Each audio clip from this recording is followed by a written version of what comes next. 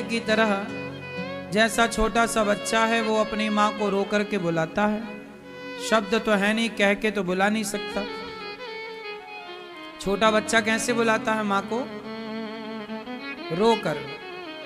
जैसे रो कर के बच्चा बुलाता है तो माँ आती है। जिस दिन रोकर भक्त बुलाएगा तो भगवान जरूर आएंगे, पर भक्त रो के कहां बुलाता है? गोपियां और यशोदा माँ के बीच में उद्धव जी की लंबी चर्चा हुई। गोपियां भगवान के प्रेम को उद्धव जी को समझा रही हैं। आपको क्या समझ में आता है उद्धव चरित्र से? क्या प्रेरणा मिलती है आप लोगों को? मैया बताओ, उद्धव जी का चरित्र आपको क्या प्रेरणा देता है? क्यों, क्या प्रेरणा देता है? भगवान को पाना है यदि, तो इस कलयुग में ऐसा हम क्या करें कि परिवार की जिम्मेदारी भी पूरी हो जाए और भगवान भी मिल जाए? क्या करें कि दोनों चलता रहे? मैया बताओ, क्या करें आज के युग में कि भगवान भी मिल जाएं और गृहस्थी भी चल जाए? क्या करें आप बताओ, हैं? क्या करें? भक्ति करें।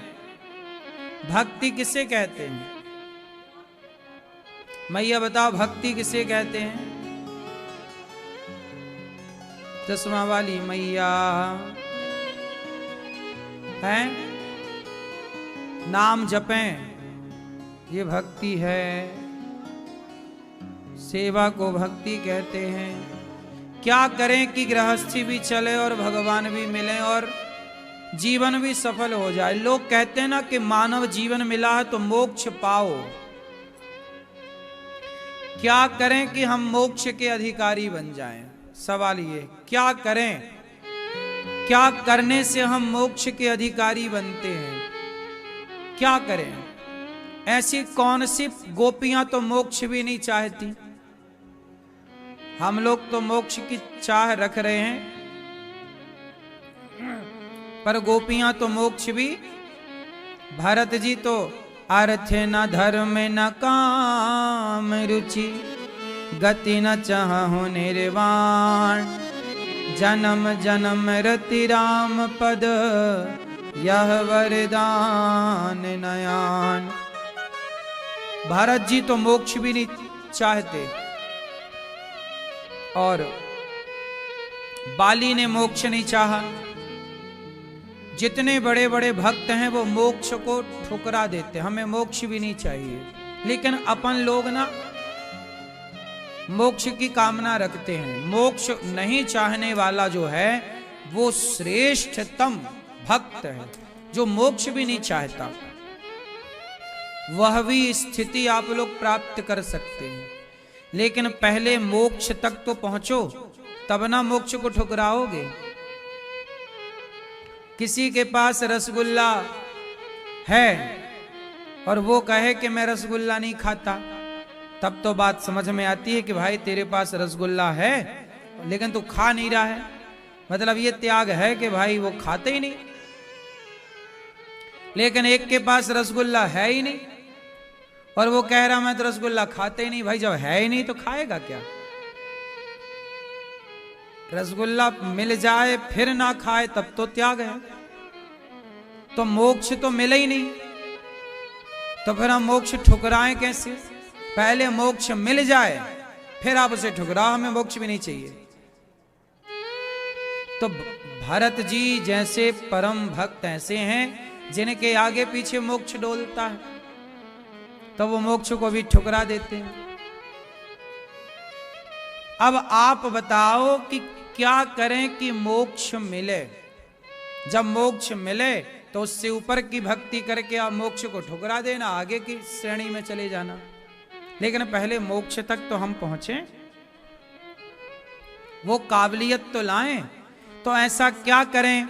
हम हिंदू लोग कहते हैं कि भाई मनुष्य मिला है तो मोक्ष पाना इस मनुष्य तन की सार्थकता है। अंतिम सीढ़ी है मोक्ष।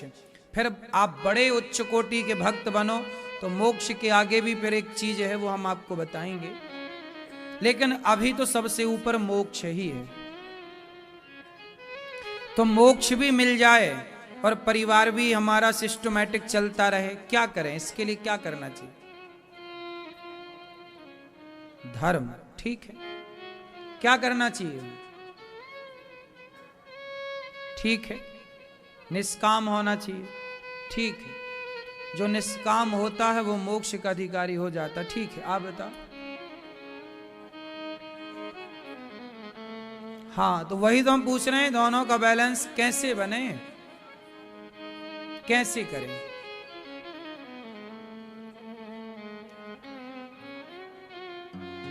ठीक है, भगवान का नाम ले सकते हैं। आप बताओ। हाँ, बैठे बैठे ठीक है। सेवा सब सही कह रहे हैं, परंतु अभी एक चीज छूट रही है आप लोगों से। मैया बताओ, पीली मैया बताओ, मैया। चश्मा वाले भैया बताओ। ये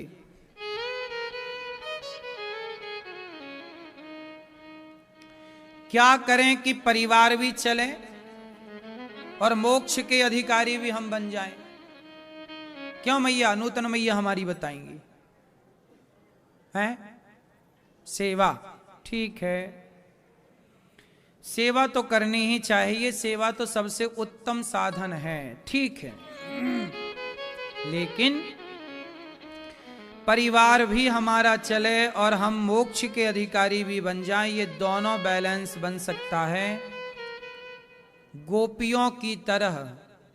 गोपियों ने भगवान से क्या किया? क्या किया?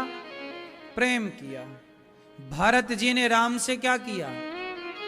हनुमान जी राम से क्या करते हैं? और राम जी हनुमान जी से क्या करते हैं? बोलो। कुल मिला के सबसे बढ़िया साधन है प्रेम। यदि आप भगवान से प्रेम करते हैं तो भगवान से किए गए प्रेम से गृहस्थी भी चलेगी, क्योंकि गृहस्थी भी प्रेम से ही चलती है, परिवार भी प्रेम से ही चलता है। क्यों? पत्नी से प्रेम से बोलो, पति से प्रेम से बोलो, बच्चों से प्रेम से बोलो, परिवार से प्रेम से रहो। लोग यही तो कहते, बेटा प्रेम से रहना। कैसे रहना? ए भैया प्रेम से रहो, आपस में लड़ो ना भैया, प्रेम से रहो, चलो। तो जैसे प्रेम से परिवार चलता है, ऐसे ही प्रेम भगवान से होए तो हम मोक्ष के अधिकारी बन जाते हैं। तो केवल एक चीज आ जाए, प्रेम। हम लोगों के भीतर प्रेम आ जाए तो काम बन जाए।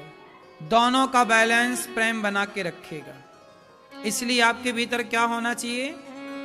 प्रेम। किसके लिए प्रेम होना चाहिए? ना, भगवान के लिए प्रेम किसके भीतर है?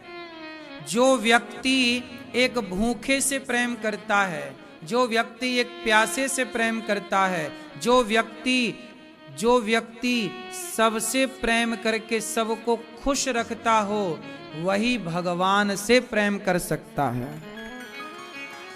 आप सोचें कि हम आपसे प्रेम ना करें, दीन दुखी जरूरतमंद से प्रेम ना करें, सीधा भगवान से हो ही नहीं सकता। कैसे होगा? एक चेला गुरु जी के पास गया, गुरु जी भगवान से मिलाओ, भगवान को पाना है। तो गुरु जी ने कहा, ये बताओ तुम प्रेम किससे करते हो? बोला, मैं भगवान से प्रेम करता हूं। गुरु जी बोले, बेटा ये बताओ तुम्हारी माँ है? हाँ है। तुम माँ से प्रेम करते हो? नहीं। तुम पिता से प्यार करते हो? नहीं। तुम्हारा ब्याह हुआ? हाँ हाँ हुआ। पत्नी से प्यार हुआ? नहीं नहीं, पत्नी से नहीं। बच्चे हैं? हाँ एक बेटा है। बच्चे से प्रेम करते हो? नहीं, हमें तो भगवान से प्रेम करना है, हम भगवान से प्रेम करते हैं। हम माँ से, बहन से, बेटी से, हम माता पिता किसी से प्रेम नहीं करते। गुरु जी बोले अभी तुम भगवान के प्रेम के अधिकारी नहीं हो, घर जाओ। घर जाओ, पहले अपनी माँ से प्रेम करना सीखो। पहले अपनी माँ से प्रेम करो, पहले अपनी पत्नी से प्रेम करो। पहले ये तो जानो कि प्रेम है क्या। जब आपके अंदर माँ के लिए प्रेम नहीं है, पिता के लिए प्रेम नहीं है, परिवार के लिए प्रेम नहीं है, तो भगवान के लिए प्रेम कहां से आएगा? भाई प्रेम जब होगा तब ना उस प्रेम को मोड़ के हम देखो। ये वस्तु माना कि ये है प्रेम, माना कि ये वस्तु प्रेम है।